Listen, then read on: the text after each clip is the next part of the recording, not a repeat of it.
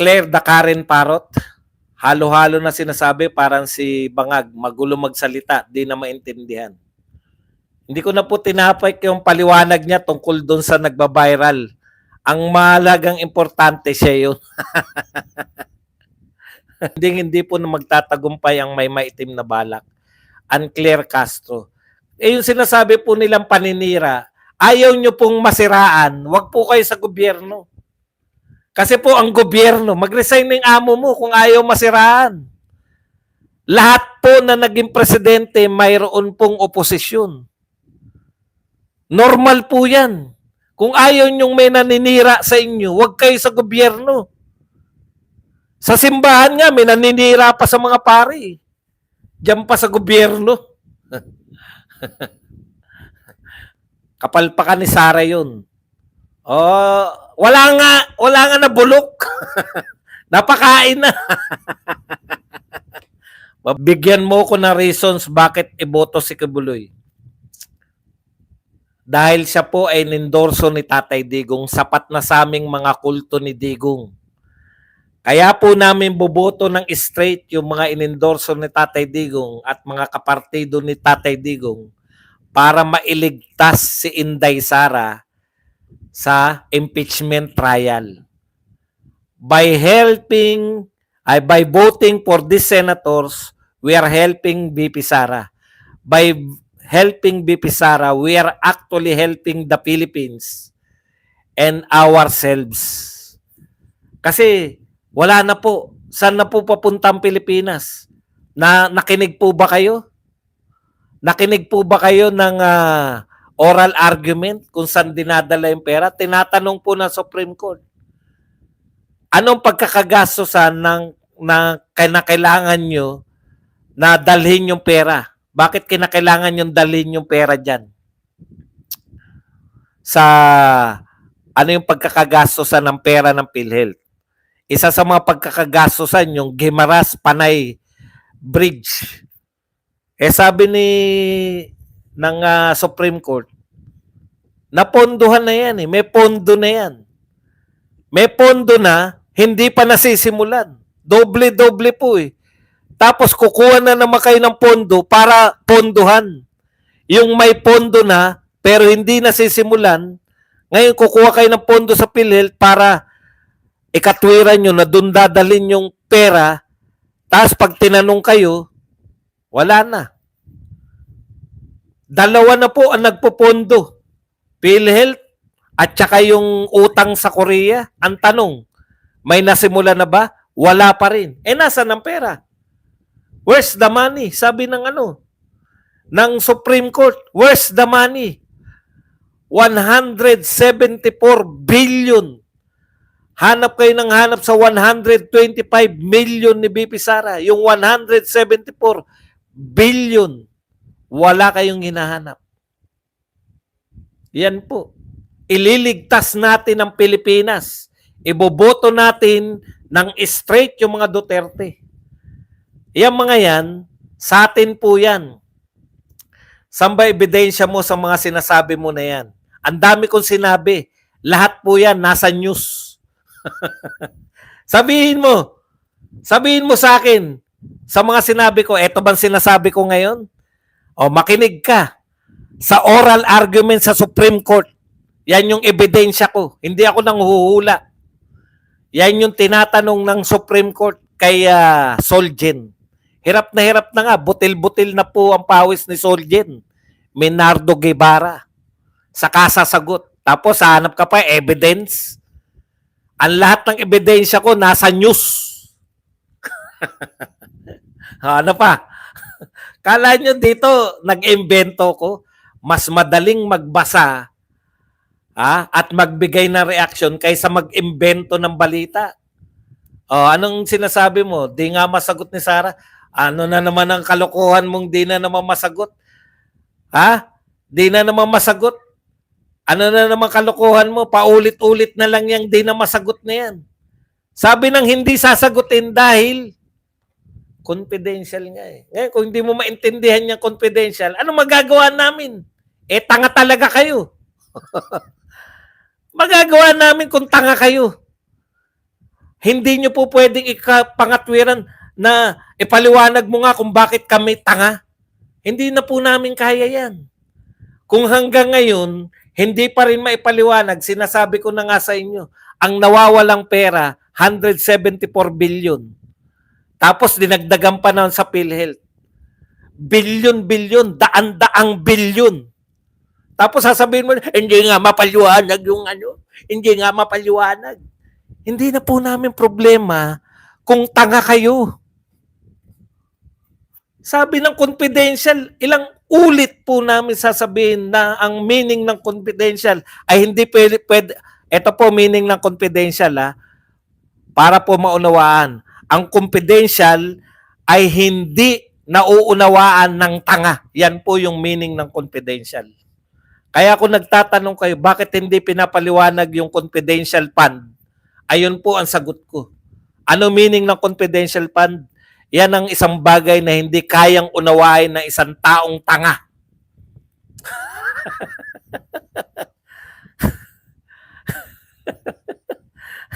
Iba na pinag-uusapan, naiwan pa rin kayo sa 125.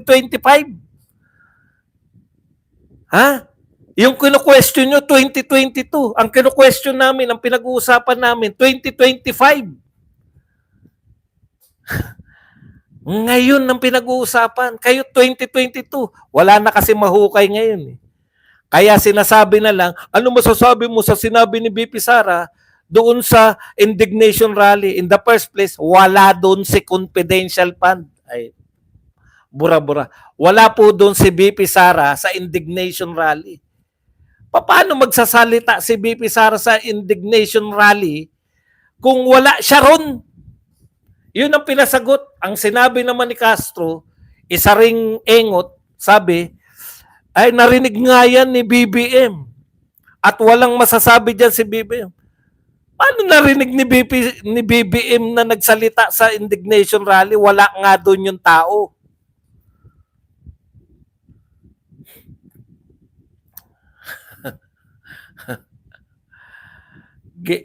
Tignan nyo kung ano yung mga binabato. 2016, runner-up si Duterte. 2017, most corrupt siya. Binasa ko wala namang most corrupt.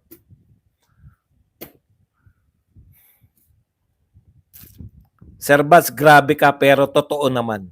Sa impeachment trial na lang ako kikinig sa paliwanag niya about sa confidential fund.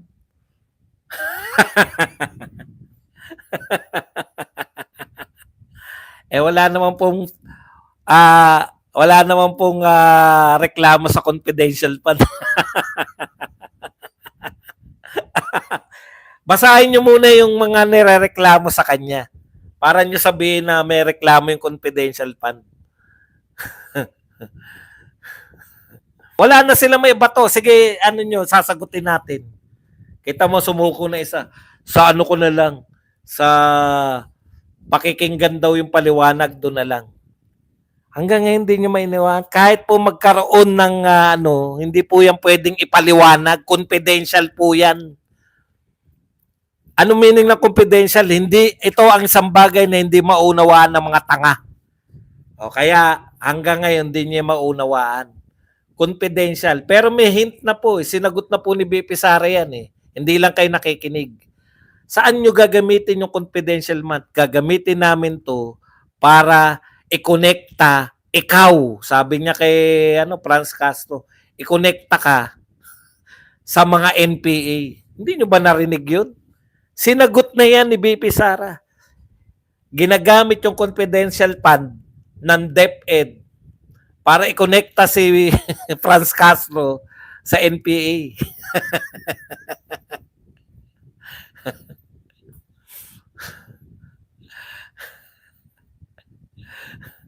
Di yan papaliwanag doon, lalo't confidential, laot public, kung sa tamang venue pwede yan. Wala naman pong problema sa confidential fund. Ang daming beses nang pinaliwanag. Sige nga, kayo na nga nagsuri di ba? Confidential fund saan ginamit? Pambayad sa mga safe house. Di ba? Kaya nga sinasabi, mahal naman ang safe house. Sabi ni Franz Pumarin. Bakit anong connection mo, Franz Pumarin? Ano ka lang? Basketball player ka lang. Anong alam mo sa safe house? Dati ka bang ano? Between COA and OBP yan. Di pwedeng ipaalam. Pinaalam nga po nila eh. May ideya na nga po kayo, di ba? Pinambayad sa safe house. Pinambayad sa kay Piatos. Oh. Ano po hindi nyo naintindihan? Pinambabayad dyan sa asset. Pinambabayad dyan sa safe house. Hindi si BP Sara nagsalita niyan. Yung mga kayo. Yung mga congressman. Natuklasan nila. Ay, ito pala, binayad pala to kay Mary Grace Piatos. Sino ba si Mary Grace Piatos? Secret.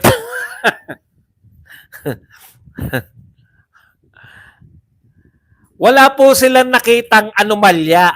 Ang tinatanong nila, totoong tao ba to? Hindi kasi kayo updated. Pati kayo, bumibira kayo sa confidential fund. Hindi naman nyo ina-update yung utak nyo. Gusto nyo malaman? Sa mga katulad ni Mary Grace Piatos, binibigay yung confidential fund at saka sa safe house. Ano po ang hindi nyo maintindihan dun? Hindi may paliwanag. Gusto nyo pa siya pa magpaliwanag?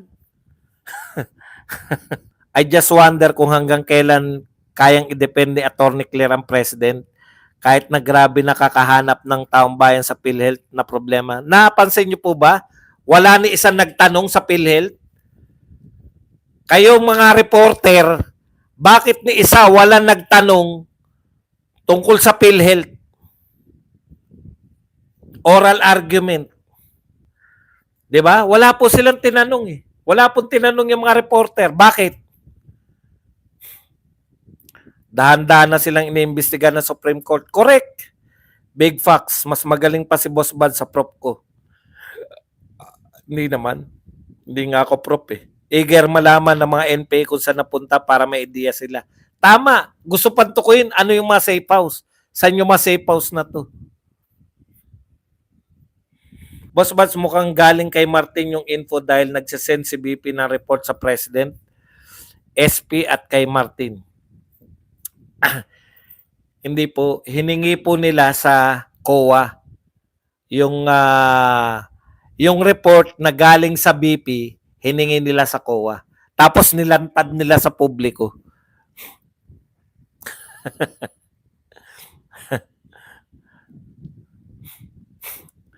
Imbestigahan ng Marcos kung illegal ang confidential fund, dapat kasuhan na ng COA si BP Sara.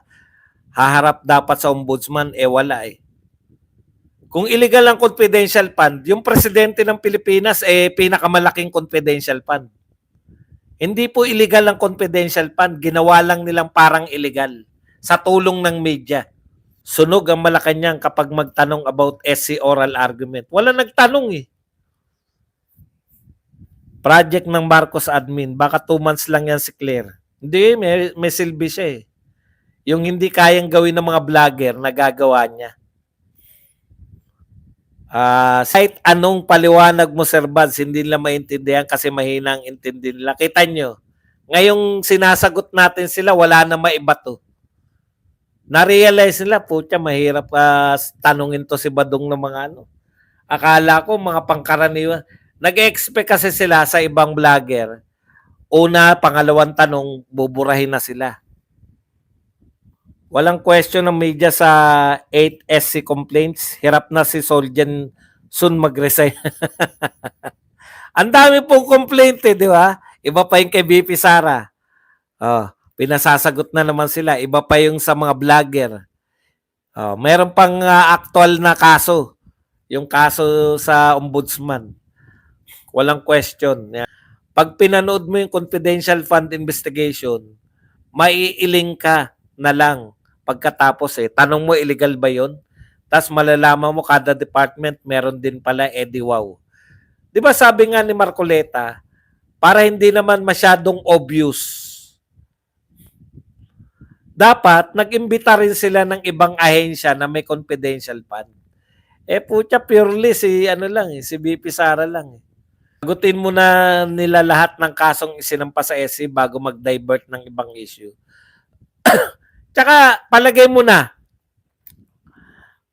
na most corrupt si Tatay Digong. Bakit hindi nyo kasuhan ng corruption? May kaso ba kayo ng corruption? Ha? Pwede na pong kasuhan si President Duterte. Para mapatunayan mo na most corrupt si Tatay Digong. Kasuhan mo. As ng essay, where's the money? Di ba? Asan ang pera? Saan nyo dinadala? Tatay Badong, free sponsor sa St. Peter, sa'yo, Parlor Beauties, Luistro Castro. BP Inday Sara, the Iron Lady of the Philippine politics. BP Sara will be the next president. Kayo, GMA, fake news kayo. Hindi dumalo sa indignation rally si BP Sara. Dapat sinabi ni si Claire. Dapat sinabi niya. Sinabi ba yan? Wala naman si BP Inday dun. Sinabihan nila na bawal magtanong sa PhilHealth. Mayroon nga confidential fund. Ingat, Sir Badong. Yan, Jake. Watching from Chaska, Minnesota. Hindi naman po masama yung confidential fund. Wala kasi silang maibato kay BP Sara. Kaya naganap po sila ng usap. Gumawa po sila ng usap para lang magkaroon ng issue. Sisiraan nila eh. Mga INC, patunayan nyo ngayon na solid vote kayo. Papanalunin nyo si Mike Cobeta. Alam mo, hindi ko maintindihan kung anong gusto mong sabihin kay Koy. Huwag kang mambastos ng mga relihiyon.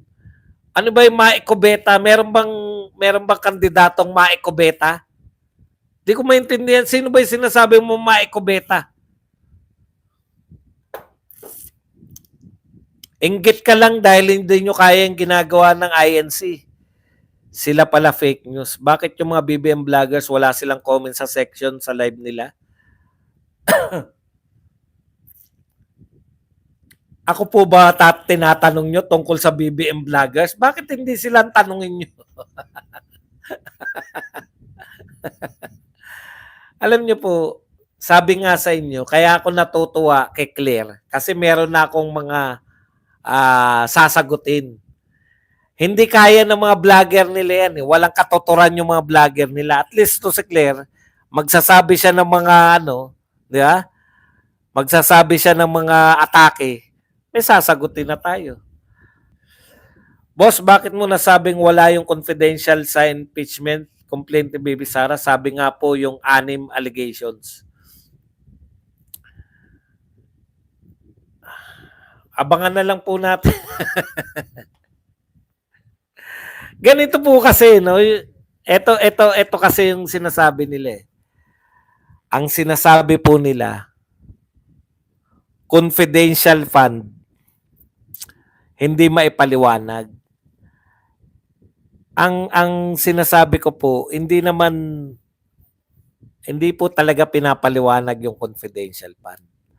Wala nga po sa kanilang impeachment complaint yung hindi maipaliwanag yung confidential fund kasi hindi naman kakaso-kaso yun.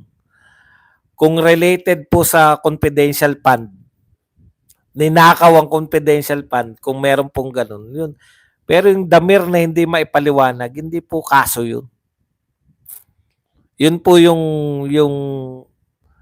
sumasagot po ko sa hindi maipaliwanag yung confidential fund. Sabi ko, wala naman sa kinaso nila yan, yung confidential fund. Ang meaning ko po, yung kaso ba yung hindi mo maipaliwanag yung confidential fund. Yun po yun. Kung meron po silang kinaso tungkol sa pera sa confidential fund, yung sinasabi ko po na hindi maipaliwanag, doon po ako nag-react. Hindi naman po nila sinabi na ninakaw yung confidential fund o corruption sa confidential fund. Nakuha nyo po? Kasi matagal na nila sinasabi yan, parang kasalanan yung hindi nagpapaliwanag sa confidential fund, parang kasalanan. Sabi ko, kung bakit walang kaso na ganyan sa confidential fund? Bakit hindi nila kinaso yan? Yung pagpapaliwanag. Hindi po yun eh. Hindi po kasi kakaso-kaso yun. wala namang kaso yung hindi ka nagpapaliwanag, confidential nga eh. Nasa impeachment nga yung bribery pero si Lisang may video ng bribery sa DepEd na binulgar ni BP Sara. But imagine mo na lang mo kung nag-oral argument sa essay si Dan Fernandez, dudugo ilong ng justices pag intindi sa kanya. Hindi po. Nakarinig na po ako ng mga justice na batobaing ka doon. Hindi po pwedeng obra yung yung proper decorum ng justice. Kaya po hindi nababasto si Guevara dahil marunong siya eh. Abogado siya eh. Pag iba po ang tinanong doon, yari. Boss, ang sabi mo, walang reklamo sa confidential fund sa Baytawa. Paki-search po yung number 2 allegation impeachment complaint. Dan tawa ka uli. Sabihin mo na kung ano. Ako, marunong naman akong tumanggap kung may mali ako eh. Sabihin mo na kagad kung ano yung number 2. Pagre-researchin mo pa ako ngayon, let's make this a healthy debate. Pwera personalan, out of topic debate. Wala naman talagang reklamo dun sa confidential fund na as confidential fund. Kung meron po reklamo sa paggastos, pera-pera, yun pera yun. Pero hindi po yung hindi maipaliwanag yung confidential fund. Pero kung wala naman pong problema. Kung meron pala talaga reklamo, di okay. Masasagot din yan. Okay na yan. Nagkamali ako. Akala ko walang reklamo. Yung pala meron. Madali lang. Allegedly confidential fund misuse. O, yun. Meron po pala.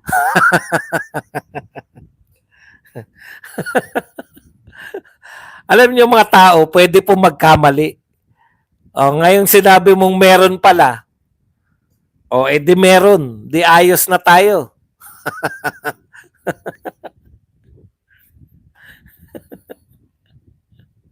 The Destroyer, thank you very much, 169.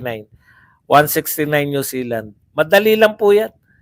Pag mga very ka naman, kasama po sa tao yung nagkakamali, lalo na hindi naman po major yung pagkakamali na yan. Sabi kasi nung isa, doon niya na lang hihintayin yung paliwanag sa impeachment. Sabi ko, wala namang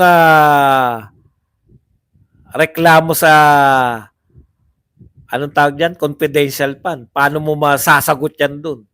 O biglang may lumabas dito, meron pala. O di okay. Nagkamali ako, meron pala. Doon na siya maghihintay ng paliwanag. Okay na ba yon? Boss Baz, halos lahat ng sagot ni Solgen sa oral argument, ang tumbok ay sa HOR. Sino ngayon ang tumatawa? Ako po ay isang troll. Ako, tumatawa. Kasi hindi normal sa inyo eh. Hindi po kasi, ikaw pala rin yung nagtanong, kaya nag-research. Yan po ang mabuti. Mabuting gawain po yan. Kung sa tingin nyo, mali yung sinabi ko, bigla kayo nag-research. Tapos, sinampal nyo sa akin. O, meron, no? O, di ngayon, hihintay mo na lang yung impeachment. Good for you. Ganyan po dapat. Huwag kayong pumayag na binabara ko lang kayo. Kung may ebidensya kayo, di sabihin nyo. Okay ka na, tama ka, mali ako. Sino ngayon ang tumatawa? Ako pa rin. Boss Buds, wala pang 1 week, ang dami ng fake news ni Claire. Kasi gusto niyang reinvent eh. Gusto niyang mag-atake ng panibago sa umatake kay Tatay Digong ng ibang anggulo, hindi yung mga atake ng mga quadcom. Gusto niya may sarili siyang atake. Nagsasarili siya, may search siyang ginagawa. 'Di ba? Actually, ikaw rin pala yung binara ko. Ako po ay isang troll. O, binara kita, pinatunayan mo mali ako sa pambabara sa'yo. Di ba tama yun?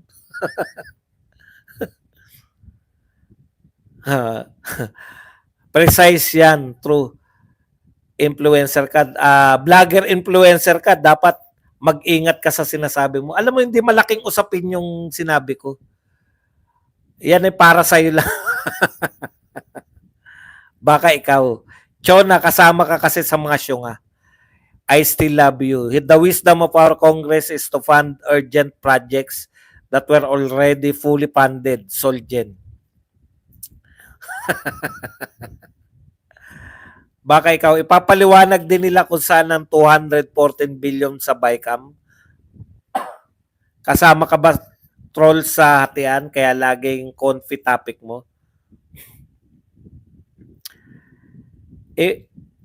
No? Kasama ka ba troll sa hatian kaya lagi confi topic nyo? Ang point ko lang po sa confi, tama to si Eleanor. Yung confidential fund na sinasabi nyo, di ba sinabi ko na kanina, 2022 pa eh. Bagong paikot-ikot, amin.